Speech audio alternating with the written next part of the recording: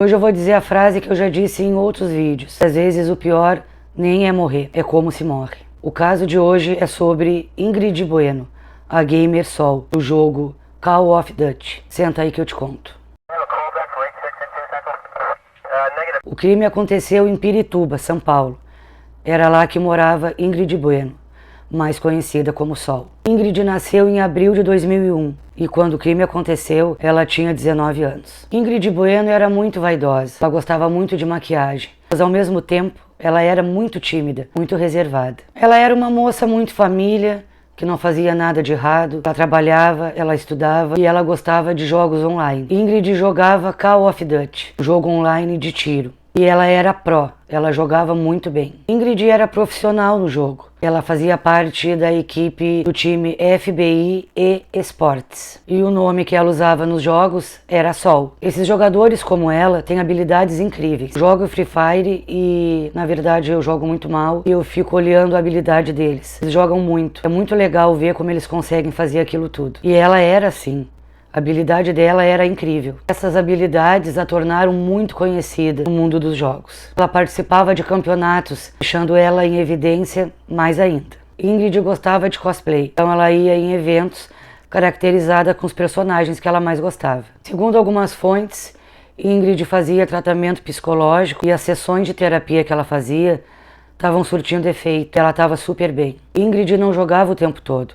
Ela fazia enfermagem e já estava fazendo estágio, ela já estava trabalhando. Um belo dia, Ingrid jogava online e conheceu um cara. Ela conheceu Guilherme Alves Costa. No jogo, ele era conhecido como Flashlight, ou Flash Amodeus. Guilherme tinha 18 anos. Naquele dia, eles se tornaram amigos online. Começaram a jogar juntos Call of Duty. Guilherme pedia para entrar no grupo da Ingrid, no time dela, mas não tinha vaga, estava sempre cheio porque era um time muito bom. Guilherme simplesmente começou a ficar colado na Ingrid. Um ex-namorado de Ingrid, depois que eles terminaram, eles ficaram amigos, ficou sabendo do Guilherme e disse para Ingrid tomar cuidado, para ela não se aproximar tanto de uma pessoa que ela não conhecia. Mas Ingrid não concordou. Ela disse que sentia pena do Guilherme porque sentia que ele era uma pessoa muito frágil e depressiva. Ela achou que ele não traria perigo nenhum para ela. Ingrid continua jogando online com seu próprio assassino. A frequência com que eles mantinham contato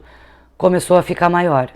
Depois de algum tempo, eles começaram a ter contato pessoal também. Não era mais só online. Ingrid chegou a ir 3 vezes na casa do Guilherme, jogarem juntos, como os amigos fazem. Uma 4ª vez, Guilherme convida a Ingrid para ir na casa dele para eles jogarem. Ingrid estava um pouco doente e se recusou a ir.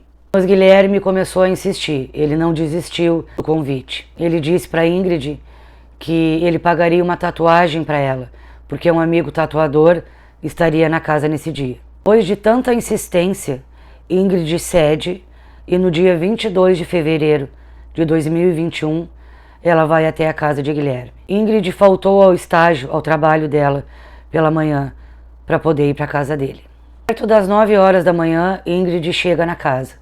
Quem abre a porta é a mãe de Guilherme. A mãe dele recebe Ingrid, os 3 sentam, tomam um café e a mãe de Guilherme sai para trabalhar, deixando Ingrid e o filho sozinhos em casa.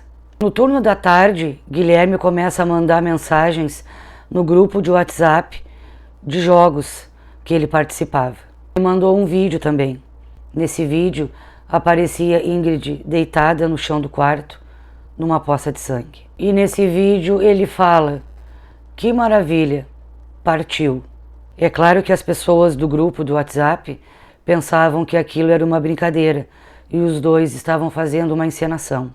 Guilherme envia outro vídeo, ele já estava fora da casa. No vídeo ele responde que não era encenação, que era verdade. Na mensagem ele escreve: "Não é, eu matei ela". Guilherme também fala no grupo que ele tem um livro e pede para todos ajudarem a divulgar esse livro. Eu falei para vocês, Ingrid tinha um ex-namorado e eles eram muito amigos. No dia do crime, eles estavam conversando por WhatsApp. O ex-namorado achou estranho porque no turno da tarde, Ingrid parou de responder as mensagens dele. Ela não fazia isso. Perto das 2 da tarde, um irmão de Guilherme, que morava junto com ele e com a mãe, entrou em casa, chegou no quarto e viu Ingrid daquele estado. O irmão de Guilherme chama a polícia e a ambulância imediatamente. Quando o socorro chega, Ingrid já estava sem vida. Falaram para a mãe de Guilherme para ela correr para casa. Ela chega na hora que estavam retirando o corpo de Ingrid. O irmão de Guilherme liga para ele na hora, porque ela era amiga dele. Ele me atende o telefone e diz que sim, que tinha sido ele.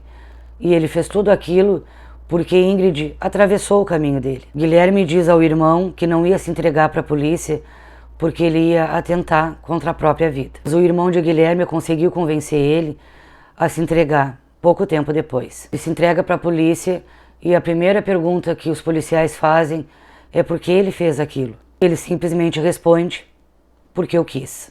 Segundo o legista, a causa da morte foi ocasionada por golpes de objeto cortante. A perícia também apontou que houve tentativa de decapitar a vítima. De acordo com os laudos toxicológicos, Ingrid não tinha feito uso de nenhum entorpecente, não tinha sido dopada, ela não tinha nenhuma substância ilícita no corpo dela. Quando tudo aconteceu, Ingrid estava lúcida. No Instagram, a equipe FBI eSports, que Ingrid participava, fez uma homenagem para ela.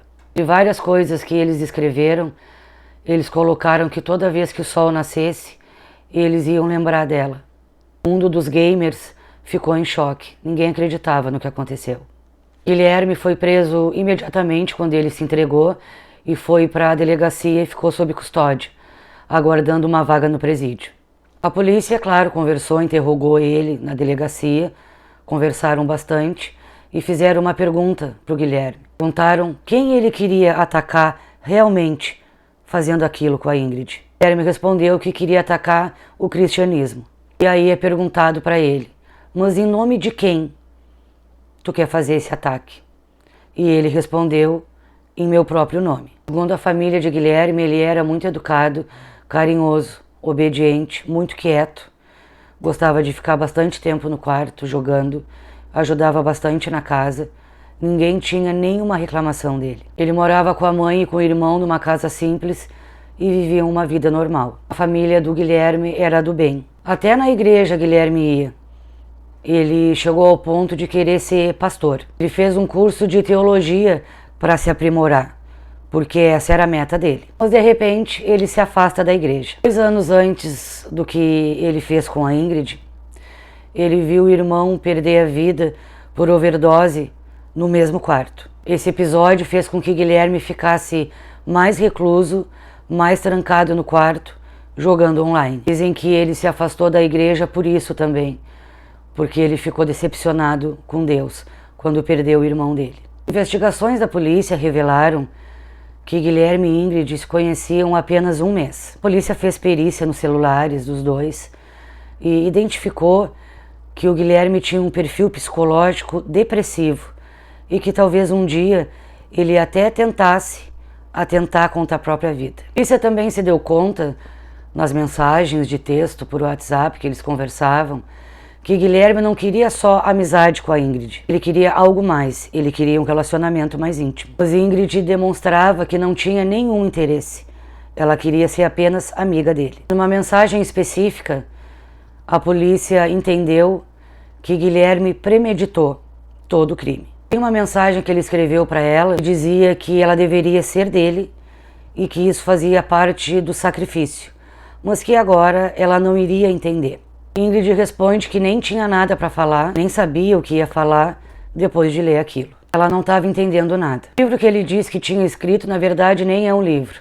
É algo ridículo e absurdo, que não pode se chamar de livro. Entre outras coisas, ele fala nesse livro coisas horríveis e que ele odeia a família dele. Que ele fazia parte de um grupo, que ele não era o líder, era apenas um soldado e tinha uma missão. E que existiam outros soldados como ele por aí. Esse livro ele fala que faria um ataque numa igreja para dessa forma atacar o cristianismo. Ele iria mais ou menos fazer um massacre. Dessa forma ele provaria que Deus não é tão poderoso como dizem. Ele ia cometer um massacre e Deus não conseguiria salvar nenhuma vida, que todos iriam morrer. Levantaram uma hipótese, mas ninguém confirma que seja verdadeira, que ele fez o que ele fez porque ele convidou Ingrid para atacar uma igreja e ela se recusou. Então ele ficou brabo e cometeu o crime. Ele comprou as armas usadas no crime alguns dias antes. Ele comprou uma faca de guerra e uma espada. Segundo as fontes que eu li, ele usou somente a faca. Em entrevista, a mãe de Guilherme disse que ele estava possuído pelo demônio, que não era ele, que não foi o filho dela que cometeu aquele crime, que era um demônio que estava possuindo ele. E no presídio, Guilherme mudou a versão. Ele disse a mesma coisa que a mãe dele. Ele não lembrava de nada, ele não sabia de nada, não era ele, que era um demônio, um espírito que tinha o possuído. Em certas ocasiões, ele não dizia nada com nada, e quando era perguntado alguma coisa consistente, ele se fazia de desentendido, que não sabia e não respondia. Ele diz também que em nenhum momento ele quis ficar famoso e que estava muito preocupado com as ameaças que a família dele estava sofrendo, ameaças de morte. A família dele não tem culpa de nada. Guilherme também tentou dar um de esquizofrênico e delira, é transtorno mental, que tem delírios. Ele dizia que ouvia vozes, que via vultos. A justiça pede um exame psicológico de Guilherme. O exame é feito e, de acordo com o laudo, Guilherme não era esquizofrênico. Ele não tinha nenhum transtorno mental e sabia exatamente o que ele fez. Eu particularmente acho que ele tem algum transtorno de personalidade, como psicopatia, porque tem alguns crimes, algumas formas de fazer que só um psicopata é capaz. No 8 de agosto de 2022, Guilherme vai a júri popular e é condenado. Ele recebe uma sentença de 14 anos de prisão por homicídio qualificado. Apenas 14 anos. Lembrando que a família do Guilherme não tem culpa de nada e os jogos também não. Os jogos não matam ninguém. Quem mata é a pessoa. Tem alguma coisa pré-existente na pessoa, que um certo dia acende um gatilho e a pessoa faz o que faz. Mas o jogo em si não induz ninguém a nada. Aquela pessoa já tem algum transtorno ou simplesmente é ruim mesmo. Entrem no mundo dos filhos, porque o mundo deles é diferente, dos mais jovens é diferente do nosso. Então se aproximem e joguem junto. Prestem atenção na pessoa, não no jogo. Falar nisso, eu quero mandar um beijo pro meu amigo online, lá do Maranhão, que faz parte do meu squad no Free Fire, o Kamikaze. Kami, um abraço. Até o próximo vídeo.